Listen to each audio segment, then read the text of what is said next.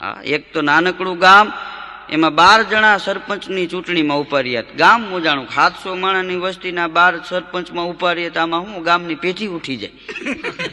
ગામે મિટિંગ ભરી કે આનું શું કરવું એમ. પછી મિટિંગમાં એક નિર્ણય લીધો કે આમાં એકય પાછું ખેંચે એમ નથી ને કે ના, 12 ને સરપંચમાં ફોર્મ ભરવા કે હા.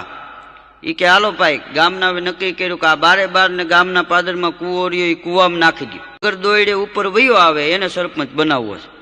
12 ને કૂવામાં નાખ્યા. બોયલે વ્યવહાર નહોતો, એ કૂવામાં પડ્યા. પછી તળીએ 12 મિટિંગ કરી. હવે આનું શું કરવું હોય.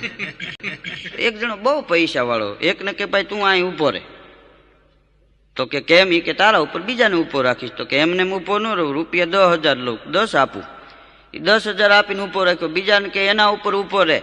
તો બીજો સમજતો હતો કે આ ભલે 10 લે, હું ન જાઉં ત્યાં સુધી ઉપર આગળ વધે નહીં. હા, એ કે મારા 20,000 થાય, કે 20 આપીશ. એ એક ઉપર બીજાને ચડાવ્યો. પછી ત્રીજાને કે તું એના ઉપર જાય, કે મારા 30 થાય. એને 30 દીધા. એમ કરતા કરતા 1 લાખે વાત પોગી. એ 11 ને ઉભા રાખીને સરપંચ 12મો જે સરપંચ થવું તે ચડતો તો અડધે પૂગ્યો. નીચે વાળાને વિચાર આવ્યો. એ કે આ 11 જણાનો વજન હું ખમું, મારા 10, મારાથી ઉપરના 20, એનાથી ઉપરના 30, છેલ્લો રહ્યો એના લાખ, આ ક્યાંથી પોહાય? એ પડકારો કર્યો કે હું મારો ટેકો ખેંચી લઉં.